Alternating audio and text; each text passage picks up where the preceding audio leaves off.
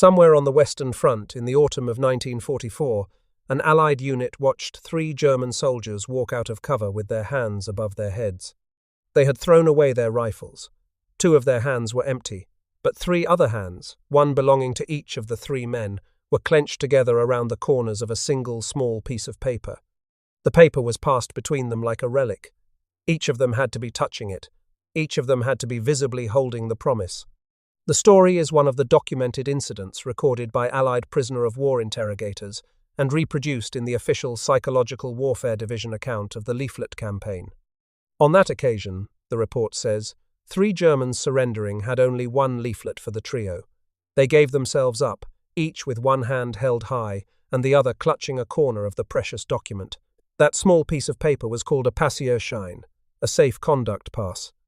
And by the final winter of the Second World War, in the forests of the Ardennes, in the rubble of the Siegfried Line, in the broken villages along the Rhine, hundreds of thousands of German soldiers were carrying those papers tucked into their tunics, hidden in their boots, folded inside their paybooks, waiting for the moment they could find the courage to use them.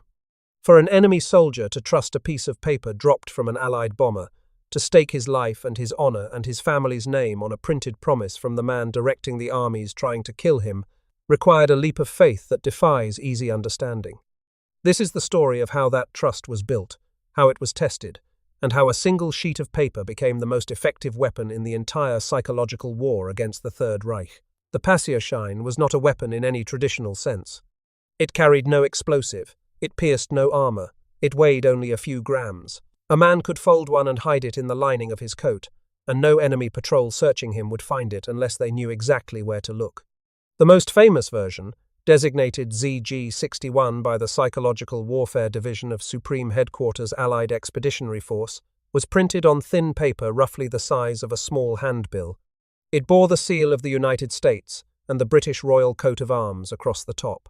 Beneath those emblems ran lines of text in both English and German, addressed first to Allied soldiers and then to the German bearer. The English text instructed Allied troops at the front to give the bearer of the leaflet good treatment, to disarm him, to feed him, to remove him from the zone of battle, and to deliver him to the nearest prisoner of war camp under the protection of the Geneva Convention. The German text was longer. It told the soldier carrying the pass that he would not be shot, that he would be fed, that he would be given medical care, that he would be permitted to write to his family, that he would be returned home after the conclusion of the war. The reverse side of the leaflet listed specific points drawn from the Geneva and Hague Conventions on the treatment of prisoners of war. It instructed the German soldier on exactly how to surrender. Hold your hands over your head with palms forward. Carry the leaflet visibly. Approach Allied lines slowly. Do not run. Each step was numbered. Each step was clear. The leaflet left nothing to chance and nothing to interpretation. And at the bottom of the leaflet, in clean block letters, was the printed signature of one man, Dwight D. Eisenhower, the supreme commander of the Allied Expeditionary Force, the man whose armies were grinding their way toward Berlin, the most powerful military officer in Western Europe. His name on a piece of paper, promising mercy to any German soldier who would carry it forward and lay down his arms. Over 65 million copies of the ZG-61 leaflet alone were printed and distributed between September of 1944 and March of 1945.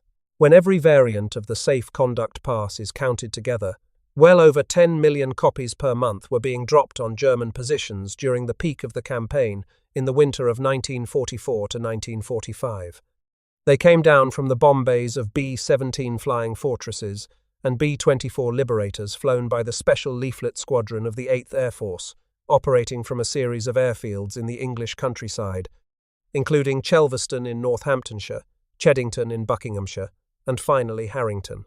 They were fired across the front line in modified artillery shells, each shell capable of carrying several hundred leaflets, with the larger 155mm shells holding as many as 1,500. They were carried forward by tactical air units, scattered by fighter bombers, and printed in the field on mobile.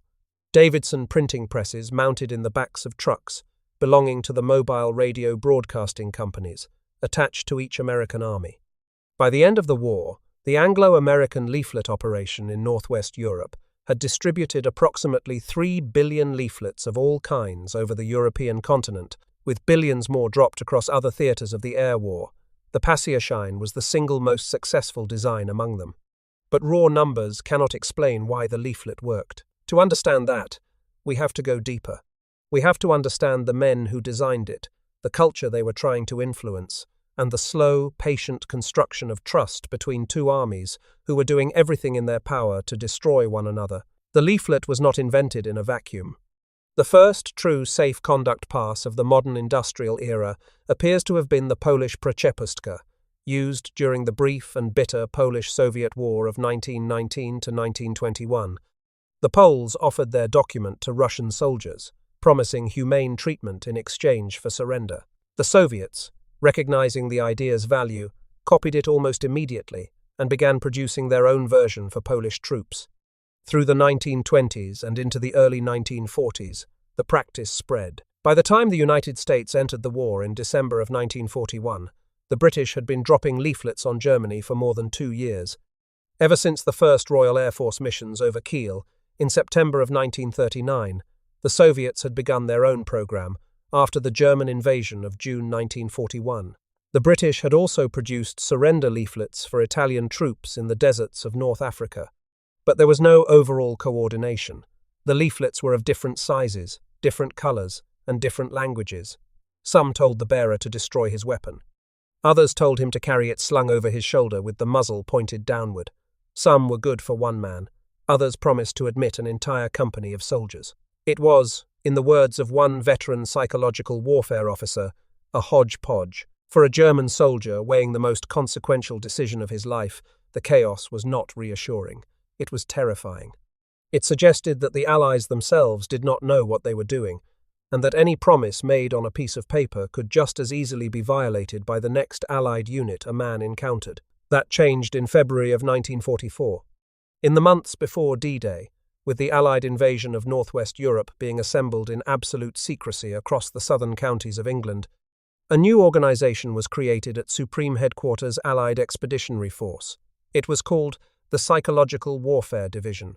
The men inside it called it PWD, or PWD-SHAEF. It was a joint Anglo-American body, drawing its personnel from the United States Office of War Information, the United States Office of Strategic Services, and the British Political Warfare Executive. It was led by an American Brigadier General named Robert McClure, who had previously commanded the smaller Psychological Warfare branch attached to Eisenhower's headquarters during Operation Torch in North Africa. McClure understood something that earlier propagandists had not. He understood that the German soldier was not stupid. He understood that the German soldier had been trained for years in the art of war, that he was a veteran of the most successful military campaigns of the early war, and that he could not be tricked by crude appeals or hysterical accusations. The Psychological Warfare Division operated under a strict doctrine that came to be called white propaganda. The leaflets were not arguments, they were not insults, they did not lie. They presented, in the words of the official PWD account of its operations, the hard news of the military situation and the wishes of the Supreme Commander. Within that doctrine, the Safe Conduct Pass took shape. McClure and his staff understood a peculiar feature of German military culture that earlier Allied propagandists had often missed. The German soldier, raised in a society that prized order, hierarchy, and bureaucratic legitimacy, responded to official-looking documents in a way that soldiers from other cultures often did not. A document with a seal carried weight. A document with a signature carried more weight. A document with 2 national emblems and the personal signature of a 4-star general carried something close to absolute authority. The American psychological warfare officer, Paul Linebarger, writing in 1948 in his foundational text, Psychological Warfare, observed that Germans liked things done in an official and formal manner, even in the midst of chaos, catastrophe, and defeat. The Allies, he wrote, had obliged. The result, he noted, was a document with banknote-style engraving that resembled a stock certificate. Daniel Lerner, writing the following year in his classic study Psychua, recorded that one Allied designer described the Passierschein as looking like a college diploma. The leaflet was therefore not designed to look like a flyer. It was designed to look like a document of state. The text was set in formal typography. The seals were rendered with the same care that the United States Mint applied to its currency.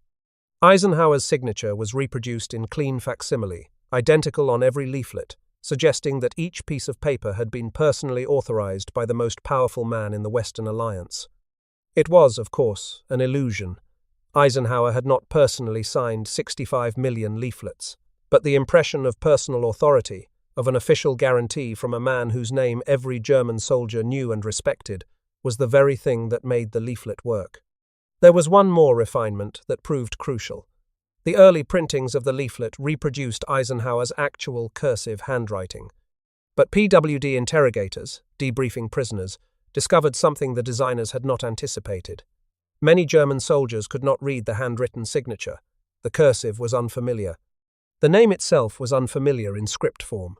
The very feature that the Allies had thought would carry the most authority was, for many ordinary Lancers, the rank-and-file German foot soldiers, simply illegible. So the designers added Eisenhower's name in clean printed letters beneath the signature. The handwritten flourish remained, for those who could read it. The printed name spelled it out, for those who could not. After that small change, prisoner reactions improved measurably.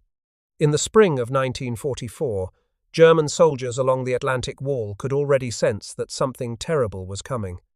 The rumors from the Eastern Front grew darker every week. Italy had switched sides, and Allied armies were grinding their way northward up the peninsula against the German divisions still holding the line. The Allies were bombing German cities into rubble. Replacements arrived at frontline units younger and less trained than the men they replaced. Veterans understood, in a way that ordinary citizens did not, that the war was no longer being fought to win. It was being fought to delay an end that was already certain. In this atmosphere of slowly tightening dread, the German soldier was offered something his commanders could not give him. He was offered a way out. The early versions of the Safe Conduct Pass began appearing on German positions soon after the Normandy landings in June of 1944. The first widely distributed versions did not yet carry the Eisenhower signature.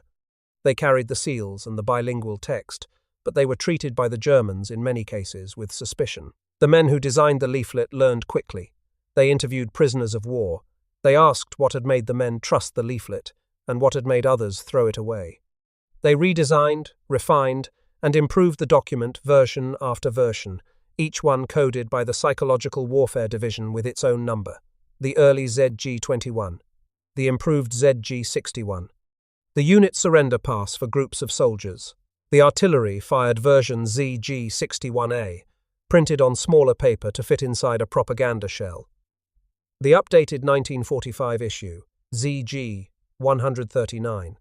By the autumn of 1944, the design had stabilized into the document that would become legendary, and on the Western Front, the Germans began to notice something that their officers desperately did not want them to notice.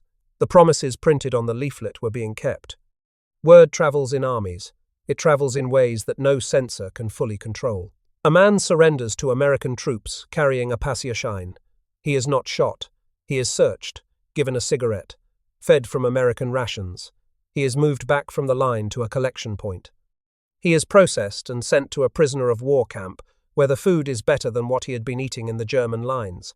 He is permitted, eventually, to write a postcard home through the Red Cross. Months later, that postcard arrives at a small house in Bavaria, or in Saxony, or in the Rhineland. A wife or a mother reads it and understands for the first time in years that her husband or her son is alive. The men who designed the leaflet program believed that this quiet domestic effect was as important as any tactical victory. Every prisoner treated humanely became, by his very survival, an unwitting advertisement for the next surrender. The Geneva Convention was not just a legal obligation, it was a strategic asset. By the autumn of 1944, the leaflet had become such a serious problem for German military discipline that the Wehrmacht began to retaliate. German counter-propaganda specialists produced their own versions of the Safe Conduct Pass, almost identical in appearance, but with the text subtly altered. The forged versions told the soldier that if he surrendered, he would be held in captivity for 10 years, that he would never see his parents or his wife or his children again, that the Geneva Convention would not protect him, that he would be sent to forced labor in Siberia or in the United States or in the African desert. The forgeries were a sign of weakness, not of strength. An army confident in the loyalty of its men does not need to forge enemy documents in order to scare its own soldiers away from them. By producing counterfeits, the Germans paid the Allies the highest compliment. One psychological warfare service can pay another. They admitted that the original was working. Officers were ordered to confiscate any safe conduct pass found in a soldier's possession. Carrying one was treated as evidence of intent to desert, and under German military law, desertion was a capital offence. Field gendarmerie units, the chained dogs as they were known to ordinary Lancers, conducted spot inspections looking for contraband leaflets. There are documented cases of German soldiers being executed by their own military police after being found with Allied surrender propaganda. These measures, paradoxically, only confirmed to the men in the line that the Passierschein was something the Allies wanted them to read and that the High Command did not. In an army where the men no longer fully trusted their own leadership, anything the leadership tried that hard to suppress took on the gleam of forbidden truth. To understand what it took for a German soldier to actually use the Passierschein, one has to imagine the mind of the man who carried it. He was, in most cases, a conscript. He had been raised in a society that had spent 12 years drilling into him the idea that surrender was the deepest possible disgrace. He had been told from his school days that the German soldiers who had laid down their arms in 1918 had stabbed the fatherland in the back, that they had betrayed the trenches, that they had brought ruin on the nation. The myth of the Dolchstoß, the stab in the back, was not just a political slogan. It was a catechism that every German boy of his generation had absorbed before he could fully understand what it meant. He had also been told that the Western Allies were soft and decadent and would not honour the rules of war. He had been told that defeat would mean the dismemberment of Germany, the enslavement of its people, and, in the rhetoric Goebbels reserved for the Eastern Front, the rape and murder of his women by advancing Soviet armies. The propaganda apparatus of Joseph Goebbels had worked relentlessly throughout the war to convince every soldier that the only choices were victory or annihilation, that there was no middle ground, that the man who surrendered was a man who had condemned not only himself but his family and his country to destruction.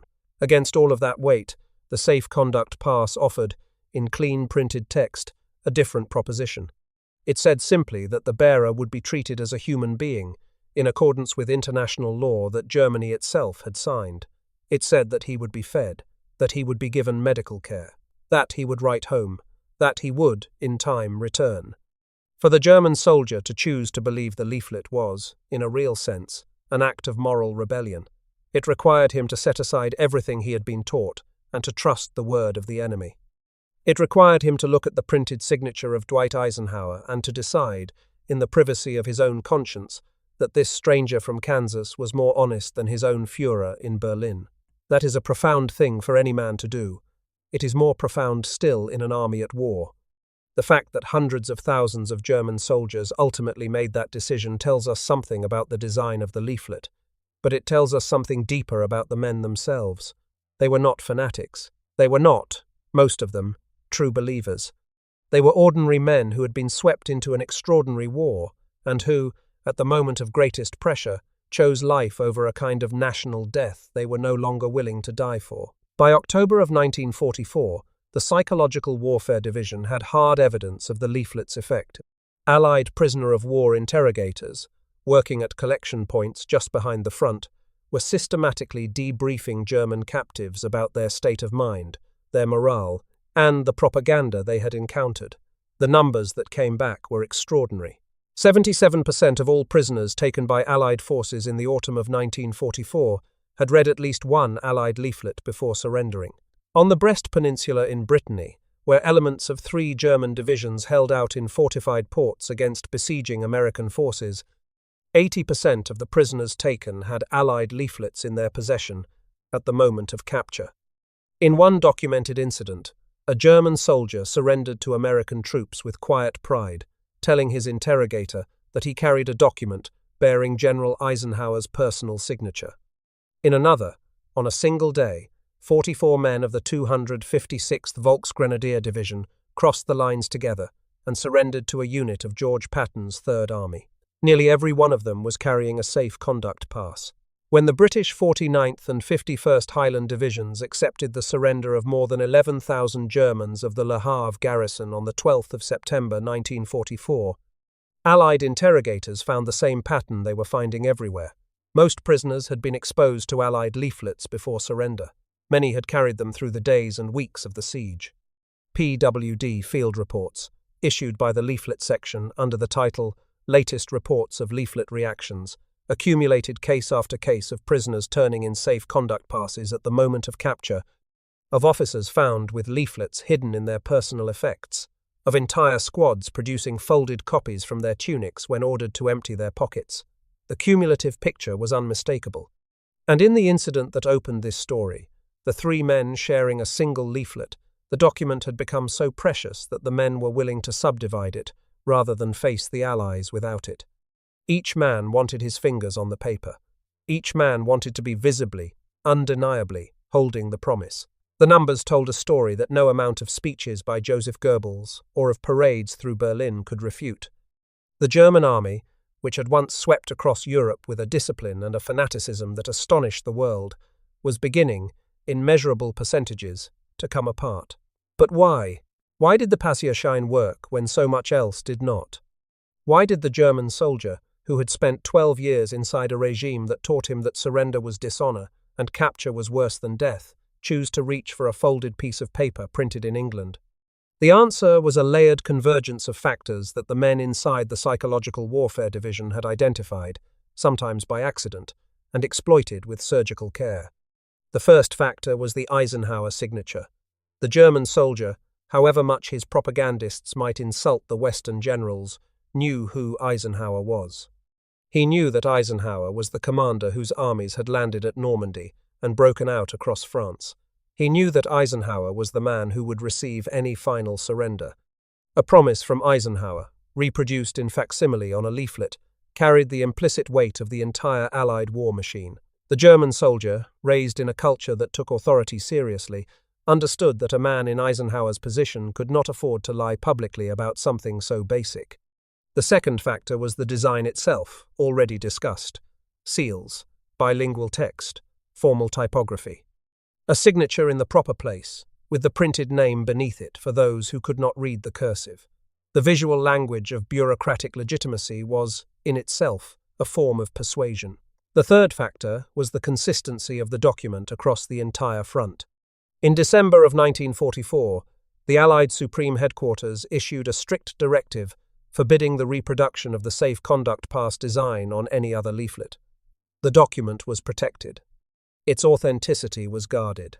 A German soldier who saw a Passierschein on the Western Front in October could be confident that the same document, with the same promises, would be honored by an American unit in Belgium, or a British unit in Holland, or a French unit on the Rhine. The promise was the same everywhere. The fourth factor, and perhaps the most important, was the actual conduct of Allied soldiers at the moment of surrender. Surrendering Germans were not shot, they were not tortured. They were fed and housed and processed according to the Geneva Convention. Many of them, particularly those captured by American forces during the long campaign of 1944, ate better in captivity than they had eaten in the line. The leaflet was a check that the Allies cashed honestly, and the German soldier learned over time that the check was good.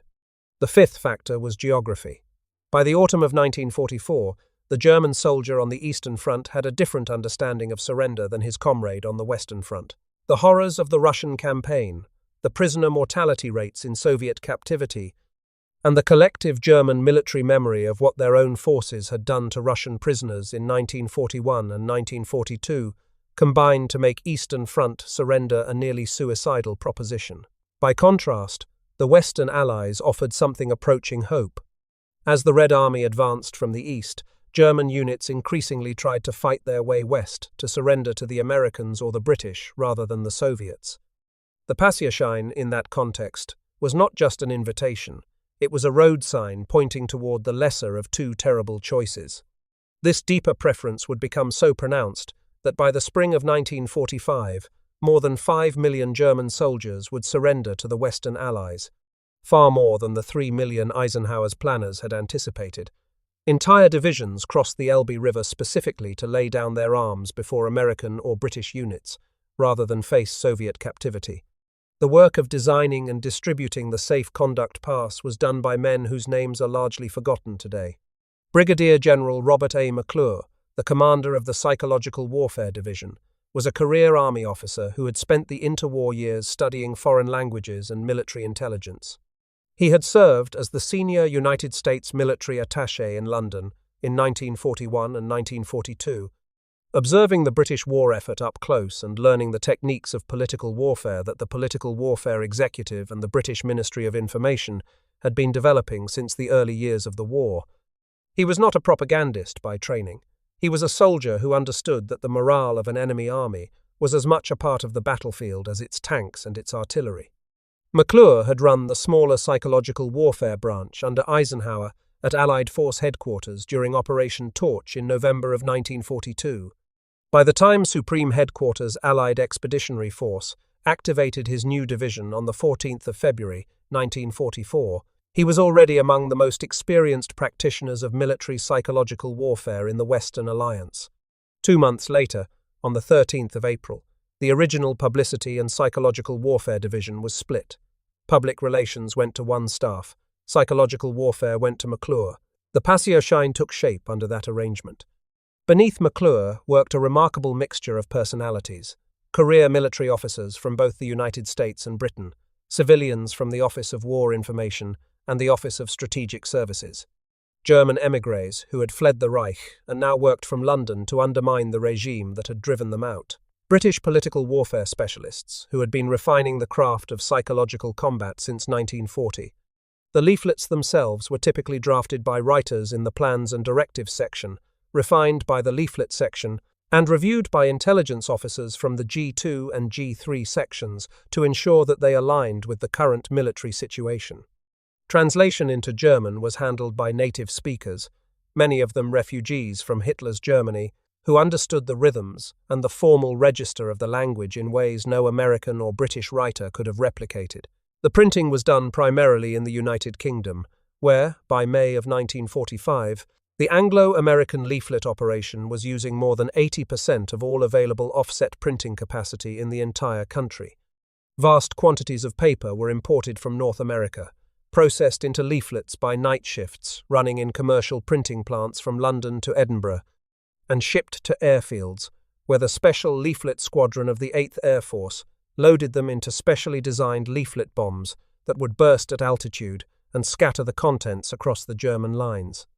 At the front, tactical psychological warfare teams attached to each American army produced their own combat leaflets on mobile Davidson presses. The First Army produced approximately 63 different combat team leaflets coded CT. The Third Army produced approximately 56 different leaflets coded PWB. The Ninth Army produced approximately 40 different combat propaganda leaflets coded CPH. Loudspeaker teams operated almost in the front lines, broadcasting in German to enemy positions and offering, in real time, the same promises that the Passierschein offered in print. The work was unglamorous. There were no heroic charges. There were no medals of honor. The men of the Psychological Warfare Division did not appear in newsreels or on the covers of Life magazine. But by the end of the war, they had done something that no infantry battalion or armored division could have done by force alone. They had made it psychologically possible for hundreds of thousands of enemy soldiers to lay down their arms voluntarily. The history of psychological warfare did not begin with the Passierschein, and it did not end with it. The First World War had produced the first modern leafleting campaigns. When American forces in 1918 printed approximately 5.1 million propaganda leaflets and distributed more than 3 million of them through aircraft drops and hydrogen balloons released over German lines. The campaign was small by the standards of 1944, but it laid the foundation for everything that came after. After the armistice, the work was largely abandoned. Through the 1920s and 1930s, the United States War Department had no permanent psychological warfare office at all. The lessons of 1918 were filed away and slowly forgotten. The Second World War forced a rediscovery. As early as the autumn of 1939, the Royal Air Force was dropping leaflets on Kiel and other German cities. The early British leaflets were crude by the standards of what came later, but they kept the discipline alive. When the United States entered the war in December of 1941, American officers studying the British practice began the slow work of building an American capability from scratch. The Office of the Coordinator of Information had been created in July of 1941 under William Donovan. It would later be split into the Office of Strategic Services and the Office of War Information. Both of those organizations contributed personnel and expertise to what became the Psychological Warfare Branch, attached to Allied Force Headquarters in November of 1942. During the planning for Operation Torch and the invasion of French North Africa, that branch, in turn, was the direct ancestor of the Psychological Warfare Division that would conduct the Passierschein campaign 2 years later. The Italian campaign of 1943 and 1944 served as a proving ground. Allied psychological warfare units, working alongside the British 8th Army and the American 5th Army, refined their techniques against German and Italian troops in the mountains of Italy. They tested loudspeaker operations. They experimented with leaflet shells. They produced early surrender documents and watched, in real time, what worked and what did not. The men who would later run the Northwest European campaign, including McClure himself, brought the lessons of Italy with them when they moved north to plan for the invasion of France. The techniques pioneered by the Psychological Warfare Division would carry forward into every American military operation that followed. Safe conduct passes were dropped on Korean and Chinese troops in the early 1950s. Modified versions appeared in Vietnam. The same basic design, with seals and bilingual text and the signature of a senior commander, would appear in the Persian Gulf in 1991, and in Iraq again in 2003, and in operations against ISIS in the 2010s. Each of these later versions traced its lineage directly back to the work done in London in 1944. The basic insight that an enemy soldier could be induced to surrender if he were given a credible promise of humane treatment in a form he could trust became one of the foundational doctrines of modern military psychology. The United States Army formally established a permanent psychological warfare center at Fort Bragg in 1952 and made psychological operations a recognized branch of military strategy in the years that followed. The Second World War had proven beyond any reasonable doubt that words on paper could move armies as surely as bullets and shells. The Passierschein was the most successful of these efforts. It was the model, it was the proof of concept, it was the campaign by which all later campaigns would be measured. The leaflet had its critics, then and now. Some senior Allied officers, particularly those of an older generation, were skeptical of the entire psychological warfare enterprise. They believed that wars were won by killing the enemy, not by persuading him, and they viewed the resources devoted to leaflet production as resources stolen from the production of bombs and shells. The men inside the Psychological Warfare Division spent much of the war fighting for credibility within their own command, even as their results began to speak for themselves. Others raised more substantive objections. The unconditional surrender policy, announced by Roosevelt and Churchill at Casablanca in January of 1943, created, some argued, a contradiction in the Allied message. The Passierschein offered humane individual treatment, but the broader political demand was for the total submission of the German state. The architects of the leaflet campaign, including Daniel Lerner, addressed this tension directly. The leaflet was a personal contract between an individual soldier and the Allied military. The unconditional surrender policy was a political demand on the German government. The two operated at different levels and made different claims. There were also questions, raised after the war, about the actual treatment of German prisoners in Allied hands. Some prisoners taken in the final weeks of the war, particularly those reclassified as disarmed enemy forces rather than prisoners of war, experienced significant hardships in transit camps along the Rhine. The author, James Backway, in his 1989 book Other Losses, made dramatic claims about prisoner mortality that were subsequently rejected by the major historians of the period. The German military historian Rüdiger Overmans, working with the German Office of Military History, estimated that overall mortality among the more than 5 million Germans in American captivity was approximately 1%. For most German soldiers who used the Passierschein, the promise was kept. They were fed, they were housed, they were allowed to write home. They were, in the great majority of cases, returned to their families when the war ended. The story of the Safe Conduct Pass did not end with the surrender at Reims on the 7th of May, 1945. When General Alfred Jodl signed the unconditional surrender of all German armed forces in the red brick technical school that served as Eisenhower's forward headquarters, the document he signed bore no relation to the Passierschein in form or in legal status. It was a different paper for a different purpose. But the conditions that had brought Jodl to that schoolhouse, the slow disintegration of German fighting power, the mass surrenders along the Western Front in the final weeks of the war, the willingness of German units to march themselves into Allied captivity rather than continue resistance, owed a measurable debt to the work of the Psychological Warfare Division and to the small piece of paper that had, by then, been distributed in numbers approaching 70 million. In the weeks after V-Day, as the Allied armies occupied a Germany that had ceased to exist as a political entity, the work of the Psychological Warfare Division shifted. It now focused on consolidation propaganda for the German civilian population, on the licensing of new German newspapers, on the operation of Radio Luxembourg and other broadcast facilities that had been seized from the Nazi regime. The men who had spent the war designing leaflets to break the German army now turned their attention to designing communications that might, eventually, help a defeated nation rebuild itself. The Passierschein itself was retired. There was no longer an enemy to drop it on. The remaining stocks of the leaflet were boxed up, shipped to archives, distributed to museums, or destroyed. Original copies became collector's items almost immediately, valued by veterans on both sides as artifacts of an extraordinary moment in the history of warfare. Today, original wartime Passierschein leaflets are held in the collections of major military museums on 3 continents. The Imperial War Museum in London has substantial holdings, including the complete ZG series of tactical leaflets. The National Archives in the United States holds the operational records of the Psychological Warfare Division, including the design files for the various leaflet versions. Smaller collections exist in the German military archives at Freiburg, in private hands across Europe and North America, and in the dealer market where original leaflets, particularly those that survived artillery dispersal in good condition, sell for modest but steady prices to collectors of Second World War memorabilia. In 1949, Daniel Lerner, who had served in the Psychological Warfare Division during the war, published Psychua, the first comprehensive scholarly analysis of the campaign.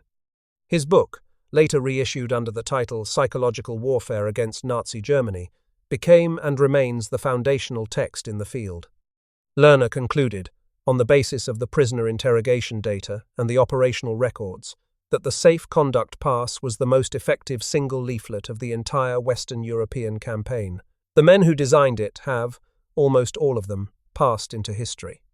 Robert McClure went on to a distinguished post-war career in psychological warfare and counterintelligence, serving as chief of the United States military mission to Iran before retiring as a major general in 1956.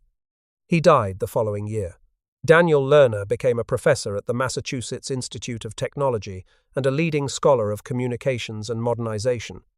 Many of the writers, translators, and designers returned to civilian lives in journalism, advertising, and academia, carrying with them a quiet, professional knowledge that they had, in a small but real way, helped to shorten the bloodiest war in human history. The German soldiers who carried the Passierschein into captivity have also, almost all of them, passed away. Those who were 18 years old in the autumn of 1944 would now be approaching 100. The few who remain are men of extreme age, and the memory of what it felt like to fold that piece of paper into a tunic, to walk out with hands raised, to hand the leaflet to a young American soldier who could not read German but could recognize Eisenhower's signature, that memory is now passing out of living testimony and into the historical record. The Passierschein did not end the Second World War. The war was ended by the combined weight of the Soviet Red Army in the east, the Western Allied armies in the west, the 8th Air Force and Royal Air Force bomber commands above, and the patient grinding work of millions of soldiers, sailors, and airmen who fought from one ruined city to the next until the Reich could no longer fight back. But somewhere within that vast machinery of victory, a small piece of paper played a part that no rifle or tank could have played. It offered an enemy soldier a way to live. It offered him a way to walk out of the war with his life intact. It offered him a credible promise, signed by a man whose word was worth something, that the moment of his greatest fear, the moment when he laid down his weapon and put up his hands and waited to see whether the men across the field would honor the rules of war, would not be his last moment on earth. Hundreds of thousands of German soldiers took that offer. Hundreds of thousands of German families saw their husbands and sons and brothers come home from a war that was supposed to have killed them. Hundreds of thousands of American and British soldiers were spared the bloody work of digging those Germans out of fortified positions one by one. The leaflet did not glorify war. It did not celebrate killing. It did its work in the quiet space between two armies, in the moment when a frightened man read the printed words and decided, against everything his commanders had told him for 12 years, to trust the signature of a stranger. The Passierschein is a reminder that war is not won only by the destruction of the enemy. It is also won, sometimes, by giving the enemy a way to stop being the enemy, by offering him a path back to his family, by keeping the promises that are printed on small pieces of paper. 70 million leaflets, Eisenhower's signature, 2 seals of state, a handful of clean printed sentences in 2 languages. And, somewhere on a Western Front afternoon in the autumn of 1944, 3 men walking into the open ground, sharing a single piece of paper between them, each one gripping a corner as if their lives depended on it. Because, in a way that the men who designed the leaflet had understood from the very beginning, they did.